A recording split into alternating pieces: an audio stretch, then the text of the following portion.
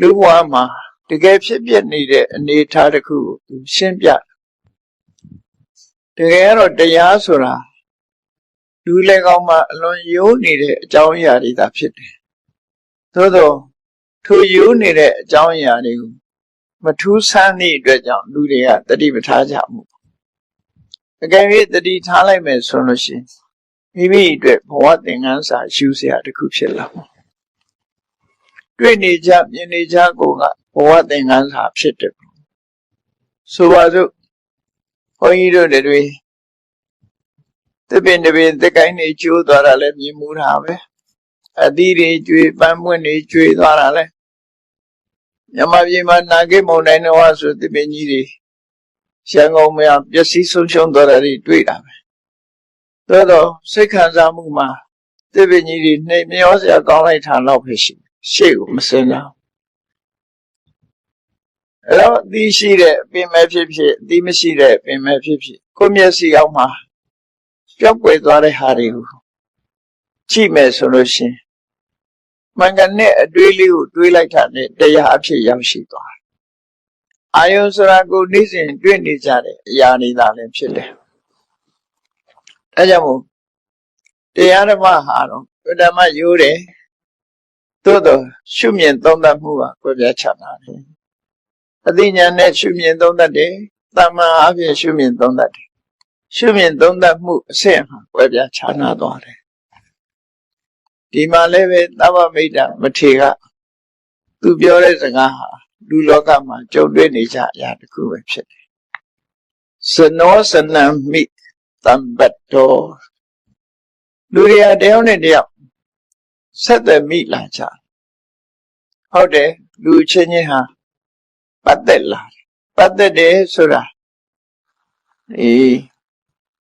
မိဘအနေနဲ့ပတ်သက်တယ်ရှိတယ်သားသမီးအနေနဲ့ပတ်သက်တာရှိတယ်ညီကိုမောင်နှမအနေနဲ့ပတ်သက်တာရှိတယ်ဆွေမျိုးမိတ်တင်ကအနေနဲ့ပတ်သက်တာရှိတယ်အဲ့ဒါလိုလူတွေဟာတယောက်နဲ့တယောက်ပတ်သက်လာကြလာတော့ကတော့ကိုလည်းကိုတယောက်တည်းလာခဲ့တာပဲသူလည်းသူတယောက်တည်းလာခဲ့တာသို့တော့မိမိတို့ဒေသတစ်ခုမှာဆုံမိကြတယ်တနည်းအားမှာဆုံမိကြတဲ့အခါပတ်သက်မှုတွေဖြစ်လာနော်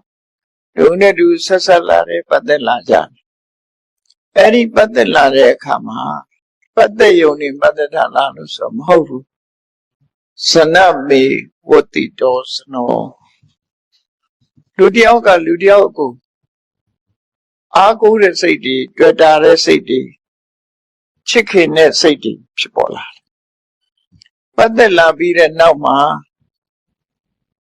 တွေ့တာမှုတွေတိုးလာပြန်တယ်ပေါ့ပတ်သက်ရုံပတ်သက်တာမဟုတ်ဘူးတွေ့တာမှုတွေတိုးလာဒါလူသဘာဝဒီလိုပဲရှိလာတော့ကိုယ့်ကိုလာတာကိုတယောက်ထဲလာတာပဲအမေဖေးစီလာတာတော့အမေဖေးကငါစီလာခဲ့လို့ခေါ်တာလည်းမဟုတ်ကိုသဘောနဲ့ကိုယ့်ကိုရောက်လာအမေလိုလည်းသိတာမဟုတ်ဖေးလိုလည်းသိတာမဟုတ်ဘူးရောက်ရှိလာအဲ့တော့လည်းမိဘတွေကငါတို့စီလာနေလေလို့ခေါ်တာလည်းမဟုတ်ဘူးဘယ်သူပဲဝါချိပြီးခေါ်တာလည်းမဟုတ်ဘူးရောက်လာတဲ့အခါမှာပတ်သက်လာတယ်ကိုယ်မွေးလာတော့ကိုသားကိုသမီးညီကိုမောင်နှမဆိုပြီးတော့ပတ်သက်ကြတယ်ပေါ့နော်မပတ်သက်ရင်လည်းကြမ်းဖန်ပြီးတော့ပတ်သက်ကြတာပေါ့တချို့များအဝေးကြီးကနေပတ်သက်တယ်ဟိုမြေကြီးနားနဲ့ရန်ကုန်လည်းပတ်သက်ချင်းပတ်သက်တာပဲနော်ဘူတာဟိုနဲ့တနင်္သာရီလည်းတော့ပတ်သက်ချင်းပတ်သက်တာလူတွေဟာဒီလို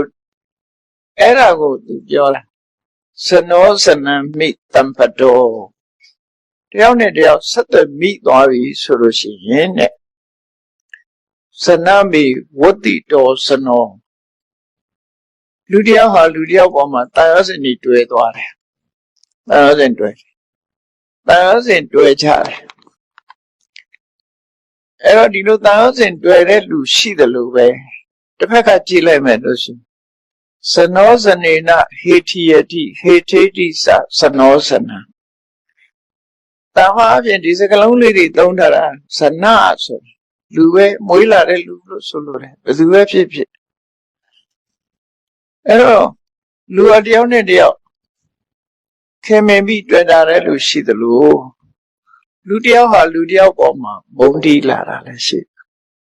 ပတ်သက်လာပြီးတော့မုန်းတီးတာလည်းရှိတယ်မုန်းတီးလာတဲ့အခါမုန်းတီးရုံနဲ့မပြီးသေးဘူးတုံးနဲ့တူညှင်းဆဲတယ်တပ်ဖြတ်တယ်ဒုက္ခပေးတယ်ဆိုတာရှိလာဗျာဒါလူချင်းပဲနော်လူချင်းနဲ့လူလောကမှာဖြစ်ပျက်နေတဲ့အနေအထားတစ်ခု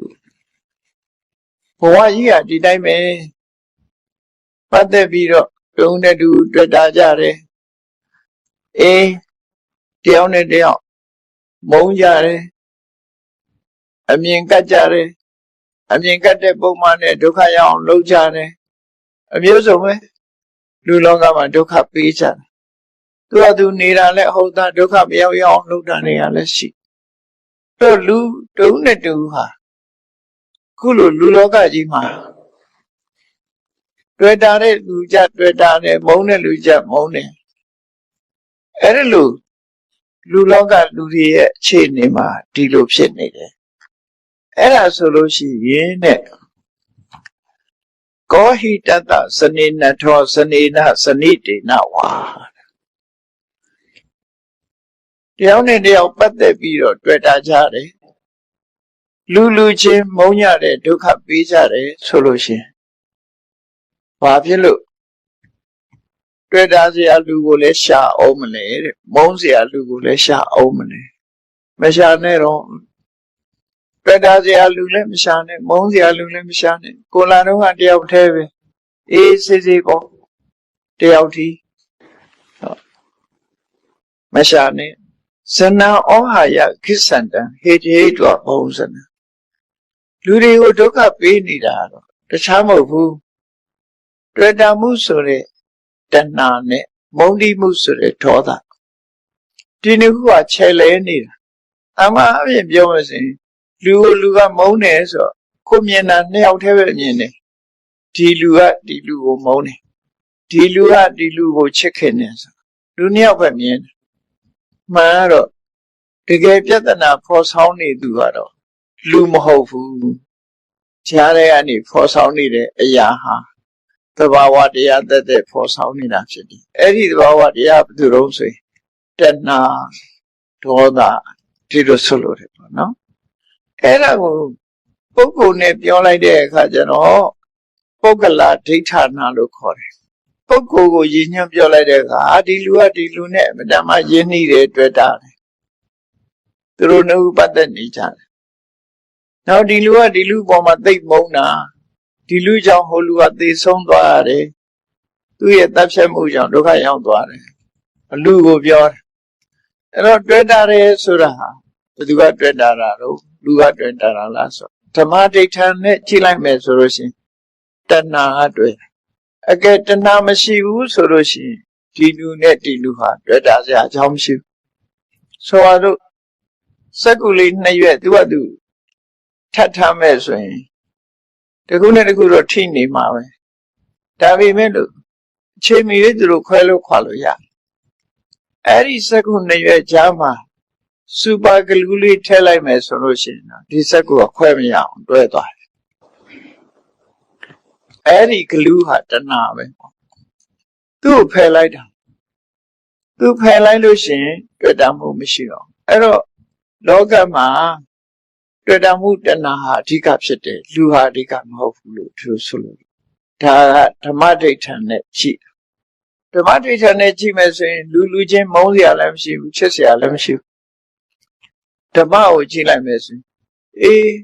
သူ့ကိုတွေ့တာဟာငါမဟုတ်ဘူးသူလည်းမဟုတ်ဘူးတဏှာသာဖြစ်တယ်တရားခံစိတ်ကတဏှာသာဖြစ်တယ်ဒီစက္ကူနှစ်ရွက်တွဲသွားတာဟာကိုယ်စက္ကူကြောင့်လည်းမဟုတ်ဘူးဒီစက္ကူကြောင့်လည်းမဟုတ်ဘူးအလယ်မှာရှိနေတဲ့ဂလူးကြောင့်ကောကြောင့်ဖြစ်တာကောဟာတွေ့တာလားထို့တူပဲမုန်းတိမှုကလည်းပဲသူကသူ့ကိုမုန်းတယ်လို့ပြောချပေမဲ့လို့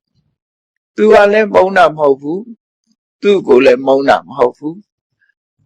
သူနဲ့သူပတ်သက်နေတဲ့ခြားတဲ့ကဒေါသကမုန်းတာဓမ္မဒိဋ္ဌံပြောမယ်ဆိုရင်မုန်းသူဆိုတာမရှိဘူးမုန်းတဲ့ဒေါသသာရှိတယ် အဲ့လိုဓမ္မဒိဋ္ဌာနဲ့တွက်လိုက်တဲ့အခါကျမုန်းသူနဲ့ချစ်သူဆိုတာမရှိတော့ဘူးချစ်ခင်တွေ့တာတဲ့တဏှာနဲ့မုန်းတိတတ်တဲ့ဒေါသဒီနှစ်ခုပဲရှိတော့တယ်လို့လူဆုံးလို့တယ်ပေါ့နော်အဲ့ဒါကြောင့်မလို့လူကိုဆုံးလည်းမလို့ဘူးတဲ့ကောဟိတတစနေနထောစနေနစနိတေနဝါလောကမှာရှိနေတာသာသမီပဲဖြစ်ဖြစ်မိဘပဲဖြစ်ဖြစ်မိတ်ဆွေပဲချင်းချင်းပဲဖြစ်ဖြစ်ဇနီးမောင်နှံပဲဖြစ်ဖြစ်တွေ့တာမှုတွေရှိနေသမျှပတ်သက်နေကြမှာပဲဒေါသတွေရှိနေသမျှမုန်းတိနေကြအောင်မှာပဲအဲ့ဒီတွေ့တာမှုဆိုတဲ့တဏှာနဲ့မုန်းတိမှုဆိုတဲ့ဒေါသဒီနှစ်ခုကိုဖယ်လိုက်မယ်ဆိုရင်လူတွေကိုဒုက္ခပေးနေတဲ့တဏှာနဲ့ဒေါသဒီနှစ်ခုဖယ်ရှားပြီးတော့သူတို့မရှိတဲ့နေရာကိုငါသွားမယ်လို့ဒီစကားကိုပြောတဲ့စကားပဲနော်သူတို့မရှိတဲ့နေရာဇနံဩဟာယခိစ္ဆန္တံဟိထေတဝဘောဇနံလူတွေကိုဒုက္ခပေးနေတဲ့တွေ့တာတဲ့တဏှာမုန်းတိတတ်တဲ့ဒေါသကိုဖယ်ရှားပစ်ပြီးတော့အခါမှာအဲ့ဒီတဏှာနဲ့ဒေါသကိုဖယ်ရှားပြီးတော့လွတ်ရကြွရငါသွားတော့မယ်သူတို့နဲ့မပတ်သက်တော့ဘူးလို့ဆိုလို့ဒီသဘာဝတရားတွေအဲ့ဒါလို့သဗ္ဗမိတ္တမထေရကသူ့ရဲ့ဓမ္မအမြင်နဲ့ဆက်ဆက်ပြီးတော့ဒီလိုပြောတာနော်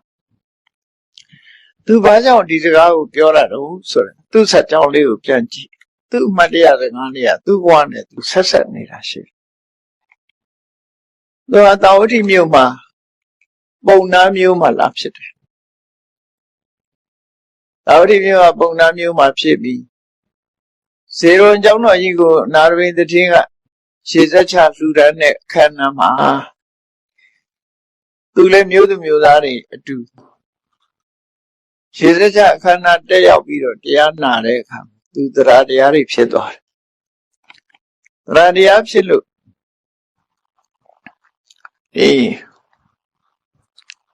သာသနာပေါင်းဝင်ပြီးတော့ရဟန်းခံလိုက်တယ်ဘုန်းကြီးဝတ်လိုက်တယ်ပေါ့နော်ဘုန်းကြီးဝတ်ပြီးတော့တောရချောင်းသွားပြီးတော့တောသာဝတိမျိုးနဲ့ဝေးလံတဲ့တောရချောင်းတစ်ချောင်းကိုသွားပြီးတော့သူတရားထိုင်တရားထုတ်တယ်တော်ရင်းလုံးတရားထုတ်တယ်ရှေးတုန်းကရဟန်းတော်တွေဟာဝါဆိုဦးချိန်ရောက်လာပြီဆိုရင်မြတ်စွာဘုရားထံကဖြစ်စေဆရာသမားတွေဆီကဖြစ်စေကမ္မထံအာထုတ်နည်းကိုသင်ယူသွားတယ်ခုခေတ်လိုရိပ်သာတွေပါနေရှိတာမဟုတ်အဲ့တော့ဆရာစီသွားပြီးတော့ကိုယ့်အကို retreat လုပ်ကြတာကိုနှစ်သက်တဲ့ကိုနဲ့အဆင်ပြေမဲ့ရာသီဥတုအဆင်ပြေမဲ့နေရာကိုသင်ယူထားတဲ့အတိုင်းတရားသွားအထုတ်ကြ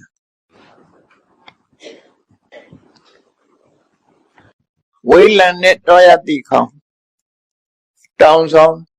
တိုင်ကူတွေချားစီမှာသွားပြီးတော့သူတရားထုတ်တယ်ပေါ့အဲ့ဒါလို့တရားထုတ်တဲ့အခါမှာတချို့လဲတရားသူရသွားကြတယ်ချို့လဲတရားသူမရပေမဲ့လို့သတင်းကျွတ်တဲ့အခါမှာတရားသူမရသေးတဲ့ပုဂ္ဂိုလ်တွေကသူတရားဓမ္မအတွေ့အမြင်လေးတွေကိုရှောက်ထားပြီးတော့ရှေ့ဆက်ပြီးတော့จิตမုံจิตနည်းတွေကိုပို့ပြီးတော့ရှင်းလင်းပြတ်သားစွာနာယူဖို့မြတ်စွာဘုရားစီလာကြတယ်တရားသူရတဲ့ပုဂ္ဂိုလ်တွေကတော့သူဟာထူးခြားတဲ့အသိဉာဏ်တွေဘယ်လိုရခဲ့တယ်ဆိုတာမြတ်စွာဘုရားကိုလာရောက်ပြီးဝန္တာအာရလျှောက်ထားကြတယ်ဒါဟာသူတို့ခေတ်မှာဒီအလေးထားကြီးရှိတယ်ပေါ့နော်ဒါကြောင့်မို့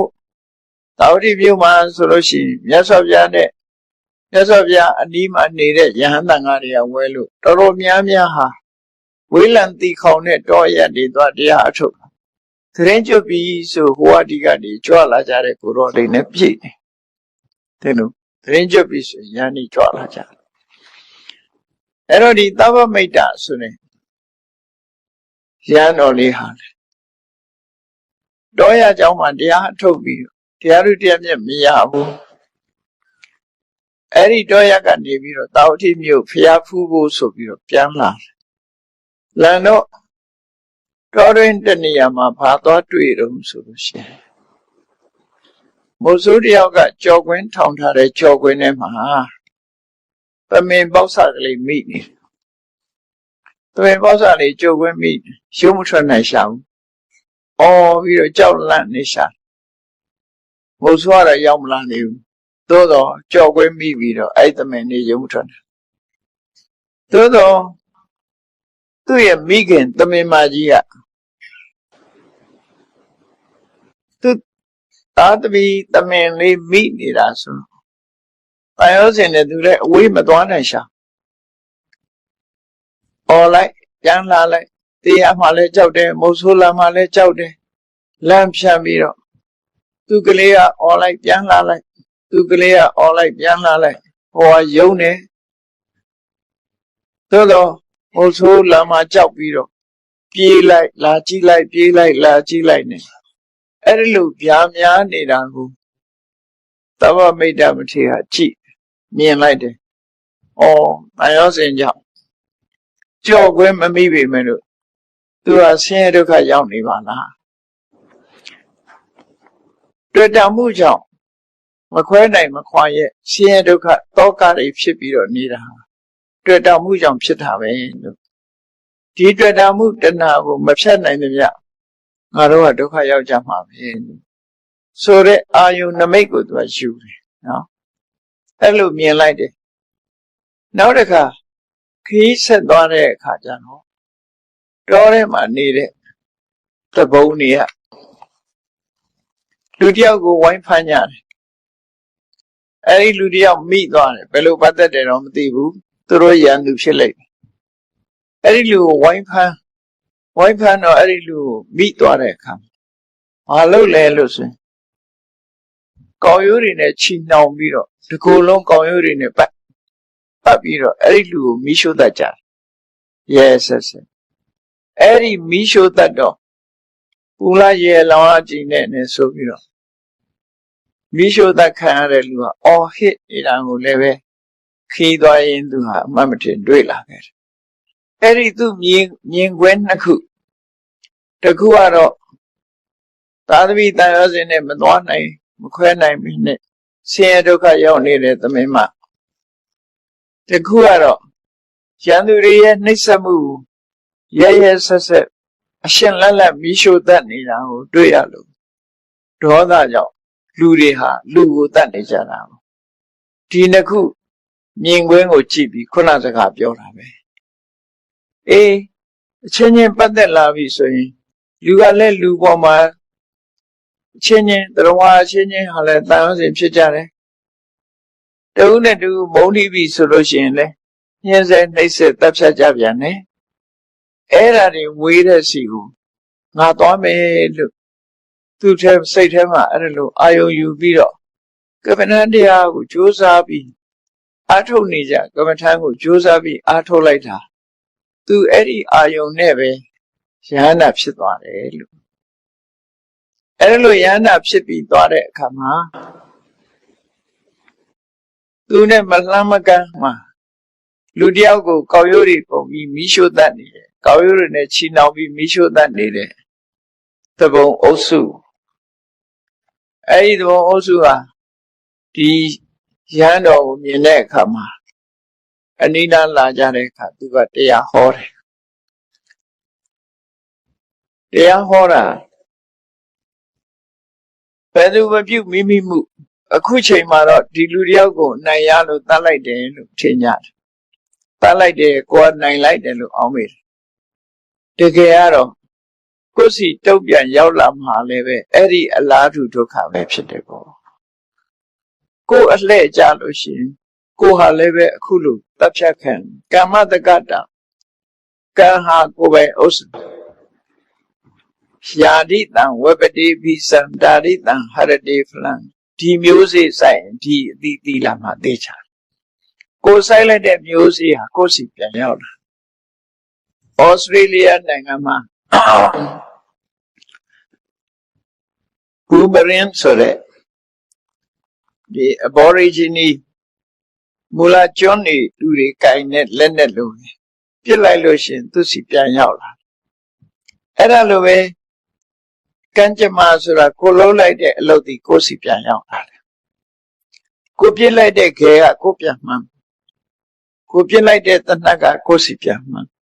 အဲ့တော့ကိုလုံးလိုက်တဲ့လုပ်ရသည်ကိုစီပြန်လာတယ်ဆိုတာကာမတက္ကတံကာမနိယမသဘောတရားအရာသူတို့ဟာဒုက္ခခံရမှာဆိုတာမသိကြဘူးအဲ့ဒီလိုကံအကြောင်းကိုရှင်းပြလိုက်တဲ့အခါအဲ့ဒီလူတွေလည်းထိတ်လန့်တုန်လှုပ်သွားငါတို့ရဲ့ဆက်ဆက်သူ့ကိုကောင်းရိုးနဲ့ချီနှောင်ပြီးတော့မိရှုတတ်တာအခုတော့ငါတို့ကတတ်လိုက်ရတယ်လို့ထင်အဲ့ဒီအကုသိုလ်ကံကတို့ကိုပြန်ပြီးတော့အကျိုးပေးတော့လည်းပဲအလားတူငါတို့မိရှုတတ်ခံမှာပဲဆိုတာသဘောပေါက်သွားအဲ့တော့ရှုံးတယ်ဆိုတာလည်းခဏနိုင်တယ်ဆိုတာလည်းခဏမကောင်းတဲ့ကံလုံးလိုက်လို့ရှိရင်ထိုကံရဲ့တုတ်ပြတ်မှုကိုခံရပြီဆိုရင်ဒီဒုက္ခကိုယ်စီပြန်ရောက်လာကိုယ်စီပြန်ရောက်လာမှဆိုတာသိတဲ့အခါကြောက်လန့်တုန်လှုပ်တံဝေကတွေဖြစ်ပြီးသူတို့လည်းအဲ့ဒီမှာပဲ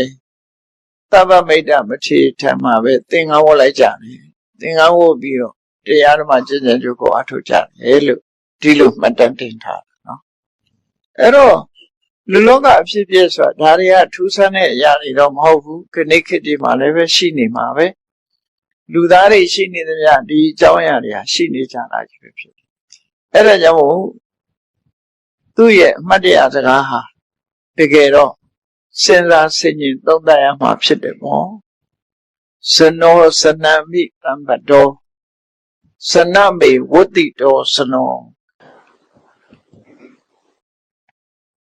လူဥဒိပြောရမယ်တရားတွေဟာဒီတိုင်းပဲအဲ့တော့လူတယောက်ဟာလူတယောက်နဲ့ပတ်သက်ပြီးတဲ့အခါသူ့ပေါ်မှာတွေ့တာစိတ်တွေနဲ့ရှိနေတတ်တယ်ပေါ့တဏှာတွေဖြစ်ပွားလာတယ်စနောစနေနာဟိတိယတိလူကလူကိုပြန်နှိပ်စက်တယ်လူသားချင်းချင်းပြန်ပြီးတော့နှိပ်စက်တယ်ဟိထေတိစစနောစနံလူရဲ့နှိပ်စက်မှုကိုလူကခံရတယ်လူကလည်းလူကိုပြန်နှိပ်စက်တယ်ဒီလိုဆိုလို့ပဲပေါ့နော်အပြန်အလှန်နှိပ်စက်သူကနှိပ်စက်တယ်နှိပ်စက်ခံရတယ်လူကခံရတယ်အဲ့ဒါလို့ဖြစ်နေတာဟာတဲ့ကောဟိတတစနေနထောအဲ့ဒီအခြေအနေဆိုကြီးဆိုရင်ဘာလို့ပတ်သက်တဲ့လူဆိုတာလည်းရှိရမှာလဲဘာလို့မုန်းတီးတဲ့လူဆိုတာလည်းရှိရမှာလဲတွေ့တာစရာအမေဖေကစဆွေမျိုးသားချင်းတွေမိတ်ဆွေတွေတွေ့တာစရာအနေနဲ့ဘာကိစ္စရှိနေရမှာလဲဘာမှအကျိုးမရှိဘူးစနံဩဟာယခိသတံဟိထေတောဘဟုံစံလောကသတ္တဝါတွေအလုံးကိုဒုက္ခပေးနေတဲ့တွေ့တာမှုတဏှာနဲ့မုန်းတီးမှုဒေါသကိုဖယ်ရှားပြီးတော့သူတို့နဲ့ဝေးရာနိဗ္ဗာန်ကိုငါသွားတော့မယ်လို့ဒီလိုအဓိပ္ပာယ်ရတဲ့စကားပေါ့နော်ဒါသူ့ရဲ့တန်ဝေကစကားဒါကိုအာယုံပြုပြီးတော့တရားဥတရားမြတ်ရသွားတာဒါကသဗ္ဗမိတ္တမထေမြတ်ရဲ့အမှတ်တရစကားပဲဖြစ်တယ်နောက်တစ်ခါ136ပါးမြောက်မဟာကာလမထေဆိုတာလည်းပဲအမှတ်တရစကားပြောခဲ့တာကိုမှတ်တမ်းတင်ထားတာရှိတယ်အဲ့တော့အမှတ်တရစကားတွေဆိုတာကိုယ်ဘဝအတွေ့အကြုံတွေကိုခြေခံတာပဲဖြစ်တယ်သူပြောတဲ့အမှတ်တရစကား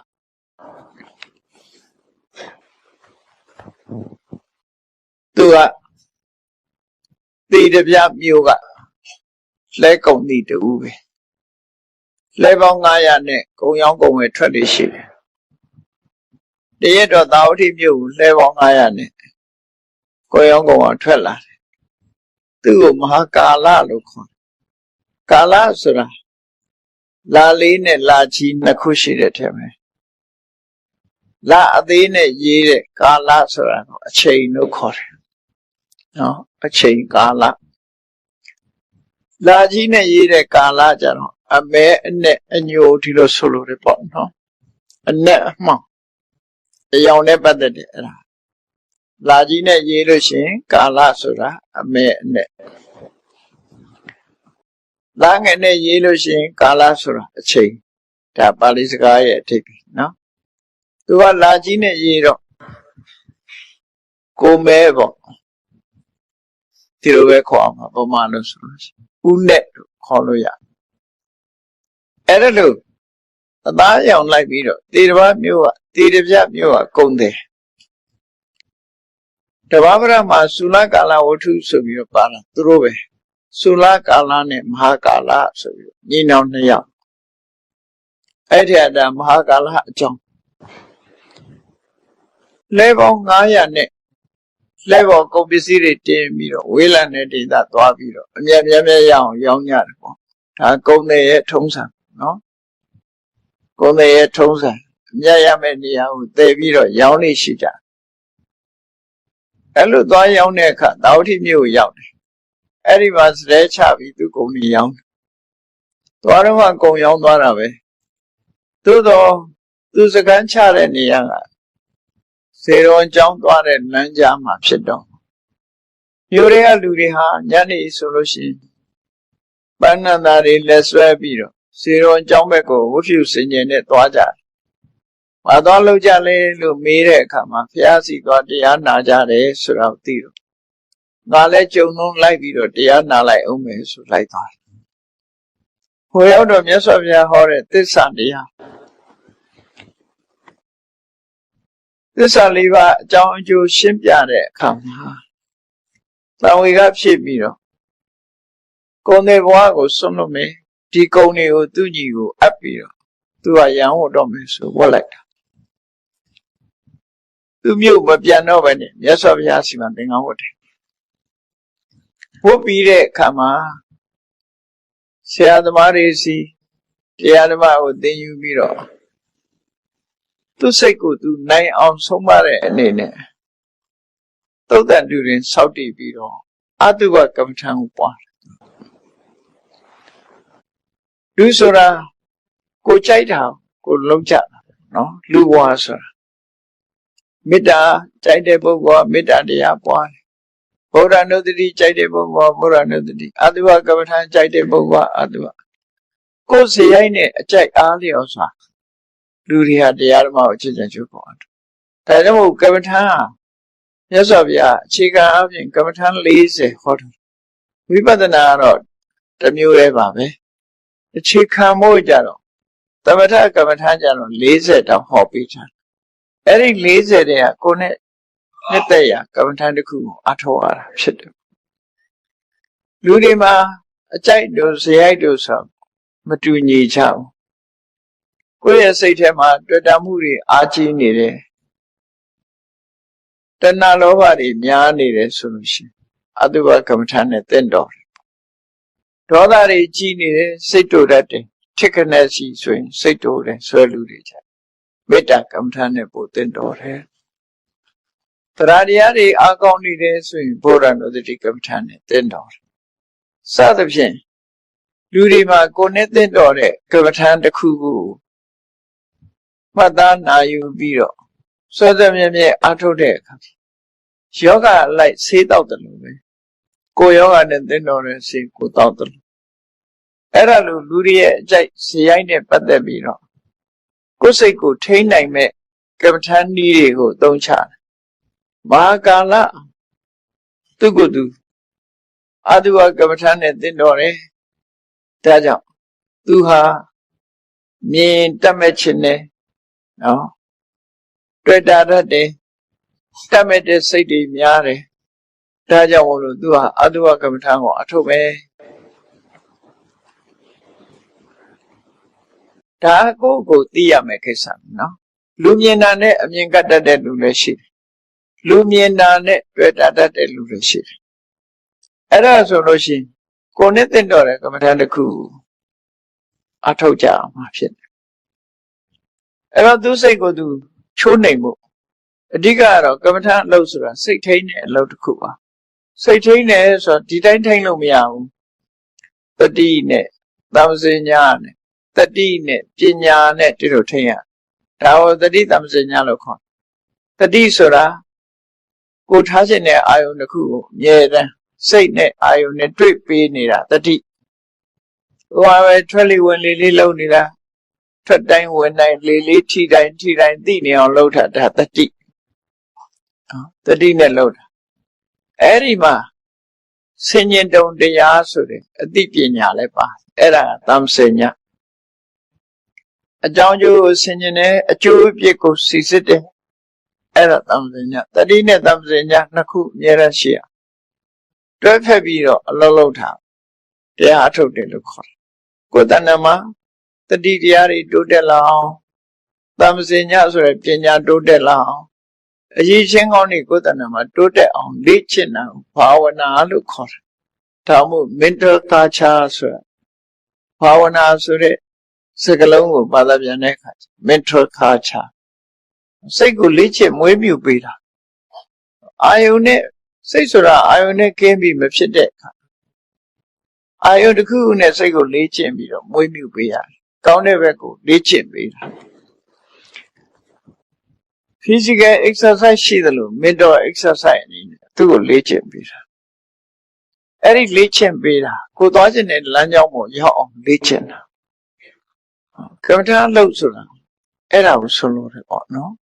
ကိုယ်အိမ်ကိုမှလည်းလုပ်လို့ရလေ့ကျင့်ပြီးတော့လေ့ကျင့်လိုက်အဲ့တော့သူကသူ့ရဲ့စိတ်ကိုချိုးနှိမ်ဖို့အတွက်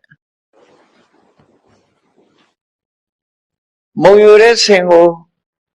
ချောနဲ့အုပ်ပြီးတော့ထိန်းချုပ်တယ်လို့ပဲသူ့စိတ်ကိုသူထိန်းချုပ်ဖို့အတွက်သူ့စိတ်နဲ့ဆက်ကြပဲအာယုံပေါ်မှာသူကတင်ပေးရတယ်ဒါမှစိတ်ကိုပို့ပြီးတော့နိုင်နေအောင်လို့ဘယ်သွားနေတော့ဆိုသုတ်တံမှာသွားနေတယ်အဲ့ဒီသုတ်တံမှာသုတ်တံဆောင်လို့ပဲဆိုပါရှေးခေတ်ကသုတ်တံဆောင်ဗမာတွေကတော့ရှေးတော့သူ့ဘာယာစာဆိုတာရှိခုတော့သူ့ဘာယာစာမရှိဘူးစီပင်ကယူသွားပြီထင်ပါတယ်ဘုန်းကြီးတို့ငယ်တော့သူ့ဘာယာစာအလောင်းကိုသူ့ဘာယာစာသူ့ဘာယာစာသူ့ဘာယာစာဆိုတာတင်ញိုင်းမှနေပြီးတော့လူမျိုးတစ်မျိုးလို့ဖြစ်နေပါတော့သူ့ဘာယာစာဆိုတာရှိသေးတယ်သူ့ဘာယာစာတွေကဝင်ငွေကောင်းတယ်လူတွေလောင်းတွေကိုသူတို့မြုပ်ပေးရတာဆိုဝင်ငွေကောင်းတယ်ရွှေတွက်လဲငွေတွက်လဲဒါပေမဲ့သူတို့ဘာခက်တုံးဆိုလူသိထင်ရှားလူကြတဲ့မဝင်ရဲဘူးသမီးကလေးအိမ်တော်ရသားချဖို့ဆိုသူတို့အချင်းချင်းပဲရမယ်လူချတဲ့သွားလို့မရရွှေငွေပေးတောင်ယူမဲ့လူမရှိဘူးအဲ့ဒီလိုအခြေအနေမျိုးဖြစ်တယ်နော်သူ့ဘာလဲခုတော့ပျောက်သွားပါပြီဘာဖြစ်မရှိတော့ကောင်းတာပဲပျောက်သွားတာခုတော့သူ့ဘာလဲစားမခေါ်တော့စီပင်ကလူတွေလည်းသိကိစ္စမရှိနော်လူမျိုးတစ်မျိုးမဟုတ်တော့ဘူးဒီအလုပ်တစ်ခုလုပ်တဲ့ဆက်ပုံစံမျိုးဖြစ်တယ်ရှင်းတော့ဒီအလုပ်ကိုသူများမလုပ်ဘူးသူပဲလုပ်ရအလုပ်နဲ့လူအစင်တန်းကိုခွဲထားသလိုဖြစ်တယ်အခုကအစင်တန်းခွဲတာမဟုတ်ဘူးအလုပ်ငန်းတစ်ခုအနေနဲ့ဖြစ်တယ်ဒါလည်းကောင်းတာနော်ကောင်းသွားတယ်လူချင်းခွဲခြားမှုတွေကယောပါသွားအိန္ဒိယနိုင်ငံမှာတော့ခွဲတော့မှရှိသေးတာဒီလုပ်တာအော်လူတွေမလုပ်ဘူးတကယ်စီးလဲတာတောင်မှပဲအိန္ဒိယမှာစမ်းနေကပဲလဲတယ်စမ်းမြင့်တဲ့လူကတကယ်စီးကိုင်းကိုမကိုင်းခွဲတာတကယ်စီးကိုင်းပြီဆိုရင်ဇက်နေလို့ထင်တကယ်စီးတောင်မကိုင်းရဲဘူးနာအိန္ဒိယသွားတော့ကဒါဥဒတိထားရတယ်ဘုန်းကြီးတို့ဟာရဏတိမှာ9လလောက်နေတဲ့အခါမှာကိုယ်အကြောင်းနဲ့အမိုက်တွေရှုပ်တော့တကယ်စီးလဲမလို့လုပ်တဲ့အခါအဲ့ဒီရှိတဲ့ဘုန်းကြီးကနေပြီဆရာတော်တပည့်စီမလဲနဲ့စမ်းနေလို့ထင်နေလိမ့်မယ်အဲ့ဒါလို့အဲ့ဒါတပည့်စီကိုမကိုင်ရဲဒီတိုင်းပဲချတာလားတွေလာတော့ခိုင်းနေပေါ့အဲ့လိုသူတို့စီမှာကြတော့ဒီအလုပ်ထန်တယ်အလုပ်ဟာဗမာပြည်မှာတော့အလုပ်သမျှဂုံရှိစွာဆိုတာသူတို့ကြတော့အောက်တန်းစားအလုပ်အထက်တန်းစားအလုပ်နဲ့ခွဲထားသေးတာနော်ခွဲထားတော့အလုပ်ကြည့်ပြီးတော့လူကိုဆုံးဖြတ်ပြန်တယ်ပေါ့အဲ့လိုမျိုးတွေဖြစ်တယ်ပေါ့အဲ့လိုပြီးတော့ဒီသုတ်တံမှာလူတွေကိုမိသကြိုပြီးတော့အခကျင်းကိုရတယ် ကာလီဆိုတဲ့အမျိုးသမီးရှိတယ်သူကအသားကလည်းမဲတာကြီးကန်းရောင်လို့ပြောတယ်စာတယ်ကြီးကန်းလို့အသားကမဲတယ်ဝါဝဖိုက်ပိုက်ဖက်တီကြီးအသားမဲဝါဝတုတ်တုတ်ကြီးအဲ့ဒီကာလီဆိုတဲ့အမျိုးသမီးကသုတ်တန်နေမှနေသူ့စီကိုခွင့်ပန်ပြီးတော့မဟာကာလမထေရသူကလည်းအမဲဆိုတော့အမဲချင်းအစဉ်ပြေနော်သူကအဲ့ဒီမှာသူ့စီမှာခွင့်ပန်ပြီးတော့ဒီလူတွေကောင်းတွေရောက်လာပြီဆိုရင်အတုပရှုတ်တော့လူတွေကောင်းကအမျိုးမျိုးရောက်တယ်လက်ဆက်ဆက်ခုတင်မဲ့မော်တော်ဆိုင်ကယ်တိုက်လို့ရောက်တဲ့အကောင်လည်းရှိတယ်ပေါ့နော်အဲ့လိုလက်တလို့တည်လို့ရောက်တယ်အဲ့တော့မော်တော်ဆိုင်ကယ်တော့ရှိမှာမဟုတ်ဘူးလက်ဆက်ဆက်တည်တယ်ဆိုတာသိအောင်လို့ပြောတာနော်လက်ဆက်ဆက်ရောက်လာတဲ့မသားလည်းရှိတယ်အဲ့ဒီမှာငယ်ငယ်ရွယ်သေးတာတွေလည်းရှိတယ်အသက်ကြီးမှသေးတာတွေလည်းရှိတယ်အဲ့လိုရောက်လာတဲ့အတုပတွေမဟာကာလမထေရကသူနဲ့ဆက်သွယ်ထားပြီးတော့သူ့ကိုပြပါအောင်သူကမ္မထာအထုတ်ချင်လို့ပါလို့ဆိုဟောလှုပ်ပေရှာတော့ပြီးမျိုးစုံပြနောက်ကမ္မထာအထုတ်ဖို့သူကဘယ်လောက်ထိအောင်လှုပ်ပြီးတော့ဆိုလူတယောက်ပေါ့ဒီငယ်ငယ်ရွယ်ရွယ်လှပါသိဆုံးလာတဲ့လူတယောက်ပေါ့ပေါင်ရင်ကနေသူဖြတ်ပြီးတော့ဘေးပုံထားခြေတော်နှစ်ဖက်ဖြတ်တယ်လက်နှစ်ဖက်ဖြတ်တယ်အုတ်ခေါင်းကိုအရှင်အုတ်ခေါင်းကိုခွဲပြီးတော့အုတ်ခေါင်းကြီးကိုထချမ်းခွဲပြီးအုံနောက်တွေကိုထုတ်တယ်အဲ့လိုလုပ်ပြီးတော့ရှင်မကာလတရားရှုလို့ရအောင်သူကလုပ်ပြီးတယ်လုပ်ပြီးလိုက်တဲ့အခါကျတော့အမျိုးစုံမြင်ရတယ်လက်ပြတ်သွားတာလူလည်းမြင်ရတယ်အရှင်လူသေးကောင်းကြီးလက်ပြတ်သွားတာကိုလည်းကြည့်ရတယ်ခြေထောက်ပြတ်သွားတာကိုလည်းကြည့်ရတယ်ခေါင်းကြီးကိုခွဲပြီးတော့အုံနောက်တွေထွက်နေတာကိုလည်းကြည့်ရတယ်ခေါင်းထဲကအုံနောက်တွေထွက်နေတာတွေကိုလည်းကြည့်ရတယ်အဲ့ဒါတွေအားလုံးကိုသူကလှုပ်ဆောင်ပြတယ်မီးရှို့ပြတယ်မီးရှို့တဲ့အချိန်မှာမီးရှို့ပြတယ်အတုပမျိုးစုံကြည့်ရတယ်နော်အဲ့ဒါလို့ကောင်းအလုံးတွေအကုန်လုံးပြတယ်အကုန်လုံးပြပြီးတော့ဒါတွေပြသမျှတွေကိုသူတရားအထုတ်တယ်တရားအထုတ်တော့ဒီရောက်အလောင်းကောင်တွေချင်းနဲ့အမျိုးစုံကြည့်ပြီးတော့တံဝေကတွေဖြစ်လာပြီးတရားကိုကြိုးစားအထုတ်လိုက်တာအဲ့ဒီမှာသူယဟနာဖြစ်သွားတယ်မဟာကာလသုတ်တန်တူရင်ဆောင်ရင်းနဲ့ယဟနာဖြစ်သွားတယ်အဲ့ဒီလိုယဟနာဖြစ်သွားတာသူပြန်ပြောပြတဲ့ဟာကသူအတွေ့အကြုံဘာပြန်ပြောပြတော့ဆို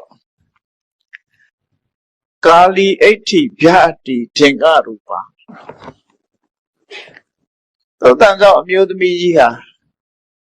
ကာလီအဋ္ဌိကာလီဆိုတဲ့အမျိုးသမီးကြီးဟာဗျာတိဝါဖိုင်မဲ့တတ္တိရတော့ကောင်းတယ်နော်လူတွေကောင်းတွေကိုမပြီးတော့လုံနိုင်တဲ့အင်အားရှိဗျာတိခန္ဓာကိုယ်ကြီးကလည်းကြီးတယ်သင်္ကရူပါကြီးကန်းလို့ပဲမဲကြီးတယ်အသားရောင်ကကြီးကန်းလို့မဲကြီးသင်္ကဆိုတာကြီးကန်းလို့ခေါ်တယ်ကြီးကန်းအဆင်းရောင်ရှိတယ်သူဟာတတ်ထိန်ဘိတ္တဝအပရိသတတ်ထိန်လူတွေလောင်းတွေကိုဒုစရကနေဖြတ်တယ်ပေါင်းကနေဖြတ်တယ်ဖြတ်ပြီးတော့ပြဘာဟင်္စဘိတ္တဝအပရိသဘာဟံလက်မောင်းတွေကိုဖြတ်ပြီးတော့ပြတယ်ပြီးရင်ပြန်ဆက်ပြတယ်တိသင်္စဘိတ္တဝတတိထားလကံဒိဉ္ဉ်နေထည့်ထားသလိုပဲလက်ကြဒိဉ္ဉ်စားကြမှာမဟုတ်တော့ခေါင်းကိုဖဲလိုက်တဲ့အခါအုံနောက်တွေကဒိဉ္ဉ်နေလိုပဲတဲ့ဒီတဲ့ရေးထားတာတော့နော်ဒိဉ္ဉ်နေထည့်ထားတဲ့ခွက်လိုပဲဥခေါင်းကိုခွဲပြီးတော့လေသူ့ကိုပြတယ်ဆိုလိုတာကလူရဲ့အတွင်းပြင် ပြင်ပပုံသဏ္ဍာန်မျိုးစုံသိရှိအောင်လို့ခွဲစိတ်ဖြတ်တောက်ပြတယ်အတုဝရုပ်လောင်းကိုအဲ့လိုခွဲစိတ်ဖြတ်တောက်ပြတယ်ဧတာနိသိဏအဘိတံတဟေတဝါဒီကာလီဆိုတဲ့အမျိုးသမီးကြီးကဒုက္ခပဋ္ဌာန်းရှုဖို့ရအတွက်အသားတွေရောင်းချနေသလိုပဲတဲ့ဒူးကဖြတ်တယ်ပေါင်ကဖြတ်တယ်လက်တွေဖြတ်တယ်ခေါင်းခွဲပြီးတော့အဲ့ဒီပုံတော့တွေထုတ်ပြတယ်အဲ့ဒါတွေကိုသူကြည့်ရတယ်ယောဝေအဝိဓာဥပတိကရောတိဒီနေရာမှာအသိဉာဏ်မရှိတဲ့ပုဂ္ဂိုလ်တွေဟာဒီလိုအသိဉာဏ်ခန္ဓာကိုယ်ကြီးဆိုတာဒီပုံစံပဲအပေါ်ယံကအရေးကလေးနဲ့ဖုံးထားလို့ဟုတ်တယ်ထင်နေကြတာတကယ်ကတော့တူတူပဲအတွင်းသားကြည့်လိုက်လို့ရှိရင်လူခန္ဓာကိုယ်ကအမြဲတမ်းရှင်းစရာကောင်းတယ်မတင့်တယ်တဲ့အရာကြီးပဲဖြစ်တယ်အပေါ်ယံနဲ့ပုံသဏ္ဍာန်ကြည့်ပြီးတော့လူတွေဟာကိလေသာတွေဖြစ်နေကြတယ်မုန်းတီးတယ်ဆိုတဲ့စိတ်တွေဖြစ်တယ်ချစ်ခင်တယ်ဆိုတဲ့စိတ်တွေဖြစ်တယ်အဲ့ဒါဟာ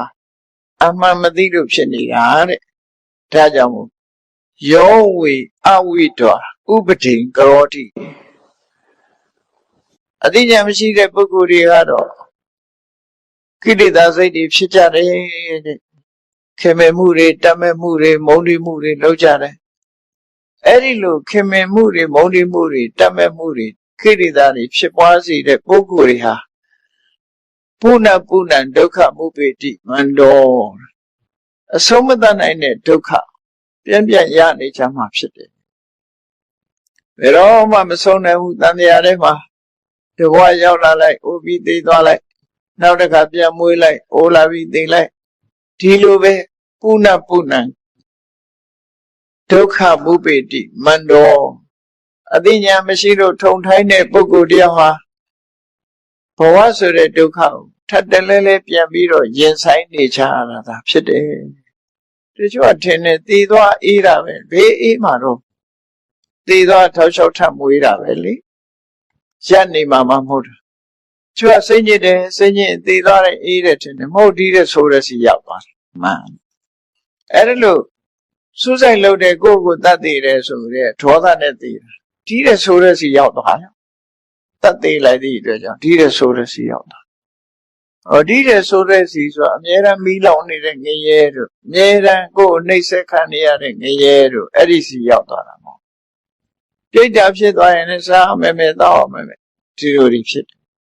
တယ်တရိစ္ဆာန်ဖြစ်သွားရင်လည်းပဲလောက်ဒုက္ခရောက်တော့တရိစ္ဆာန်ဆိုလေချင်းချင်းသက်စားနေကြတာမလွတ်နိုင်ဘူး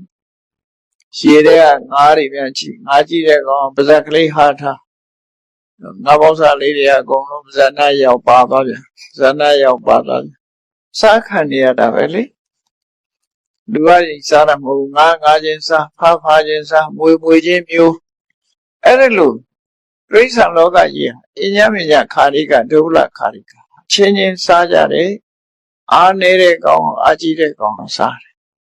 တော့ကိုဆိုရတတ်တလို့စားသလားအောင်မိတာငှက်တွေကလည်းတတ်တလို့စားတာမဟုတ်ဘူးအနေငှက်တွေကလည်းတတ်တလို့မစားတခါတော့ပုံထဲမှာတွေးလိုက်တာဆိုခိုးတွေကရေစက်မှလာပြီးရေတောက်နေကြနော်ငခုကြီးတွေကပါးစပ်ကကြီးတယ်10ပေလောက်ရှိတဲ့ငခုကြီးတွေကရေထဲမှာပုံနေကြကန်းစက်နာလာကတ်နေတယ်ရေကအမဲနဲ့ငခုကအမဲနဲ့ဆိုခိုးတွေကမမြင်ရှာဘူးရေငန်းငန်းနဲ့ရေတောက်ဖတ်ခနဲ့ပါးစပ်ထဲပါတော့ဗျာငခုပါးစပ်ငခုကတတ်တတ်လို့စားတယ်မြအောင်မေ့မနေနဲ့နော်ရေလာတောက်တဲ့အကောင်တွေကုန်ဖန်စားပြစ်အဲ့ဒါလိုပဲသရဝါတွေဟာတုံးတူစားတော့ပြီးတော့နေကြတာတဲ့ဒုက္ခရောက်နေကြတယ်လို့ဆိုလို့ပုဏ္ဏပုဏ္ဏဒုက္ခမုပေတိမန္တောဘဝတစ်ခုမှာဒုက္ခတွေခဏခဏကြုံရတယ်တတ္တမပဇာနံဥပဒိနကရိယာဒါကြောင့်အမှန်တရားသိတဲ့ပုဂ္ဂိုလ်အနေနဲ့တွေ့တာစိတ်တွေမဖြစ်စေနဲ့မုန်းတိစိတ်တွေလည်းမဖြစ်စေနဲ့ကိလေသာတွေမဖြစ်စေနဲ့မဖြစ်အောင်ထိရမယ်ဥပဒိဆိုတဲ့ကိလေသာကိုမဖြစ်အောင်ထိရမယ်မဟာပုဏ္ဏဗိဏတိရောတယိတံနောက်ထပ်ခေါင်းကြီးကွဲပြီးတော့ဘယ်တော့မှမအေးပြစိတ်နဲ့ တော်ဆိုင်ကအစီအစဉ်ဖြစ်လို့ခေါင်းကွဲနော်လူတယောက်ကလာရိုက်ခွဲသွားလို့ခေါင်းကွဲအဲ့ခေါင်းကွဲပြီးအဲ့ရတဲ့ဘဝမျိုးမရောက်ပြစေနဲ့လို့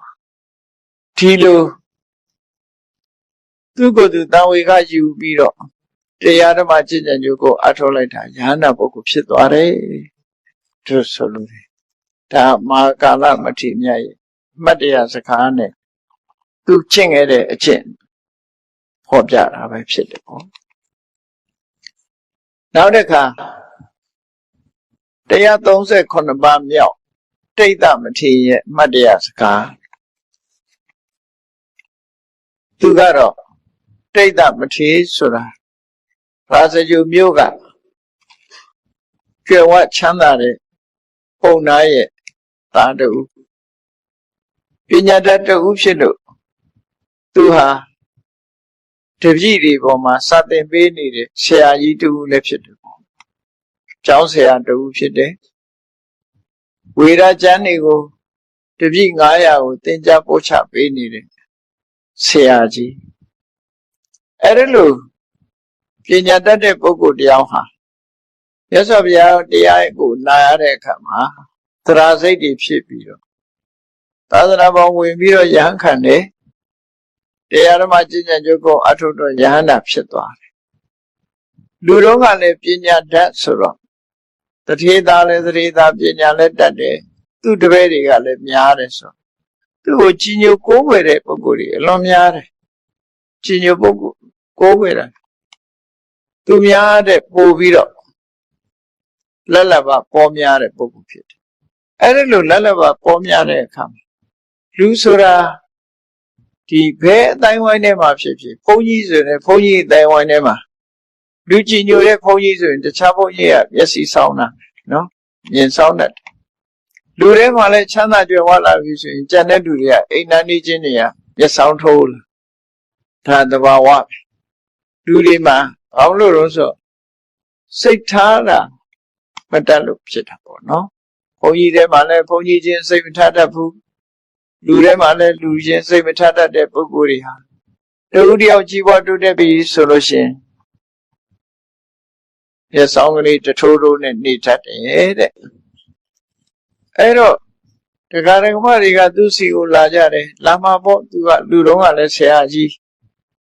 ချမ်းလဲချမ်းသာတယ်ဆိုသူ့စီလာကြအဲ့တော့ကြီးညိုကိုးကွယ်ရန်ဖြစ်တဲ့အခါမှာလည်းသူလာကြတယ်ကြီးညိုကြတယ်ကိုးကွယ်ကြီးအဲ့တော့သူ့ကိုဝိုင်းပြီးတော့မျက်စောင်းထိုးတဲ့ပုဂ္ဂိုလ်ကလည်းမနေဘူးဖြစ်တာဒါကိုသူတတိထားမိတယ်တတိထားမိတဲ့အခါကျတော့လက်လက်ပါပေါ်တာလည်းမကောင်းပါလား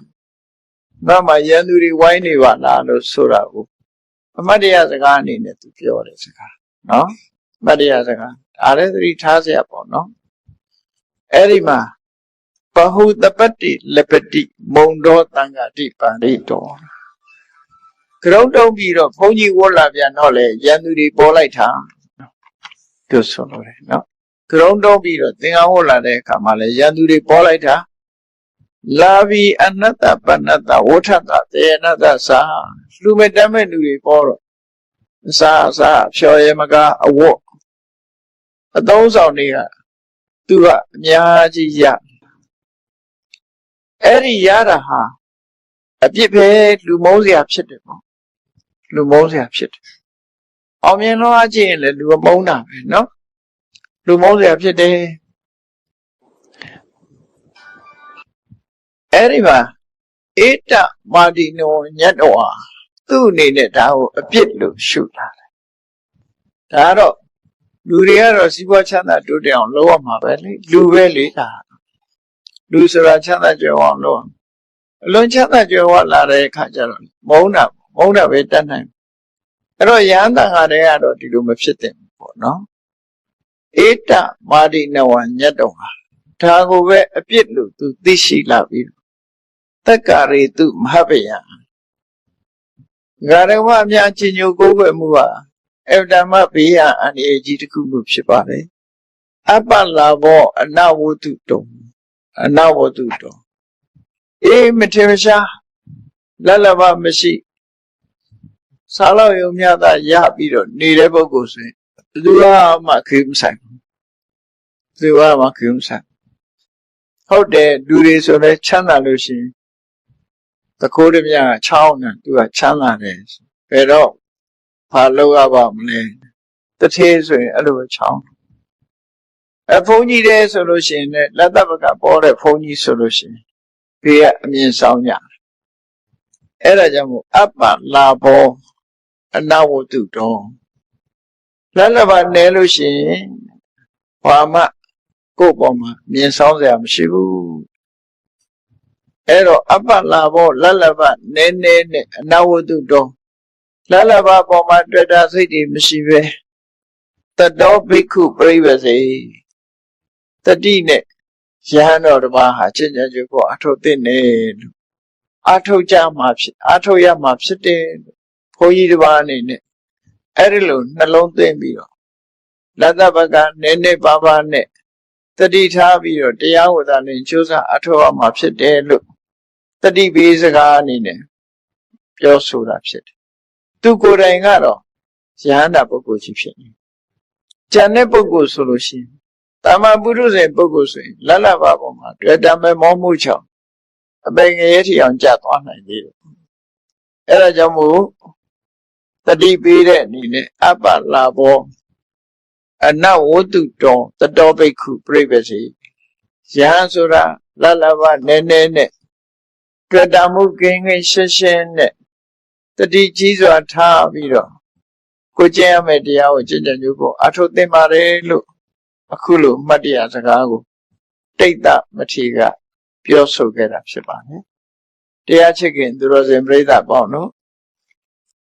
မထေရမြတ်တို့ရဲ့အမှတ်တရစကားများဟာ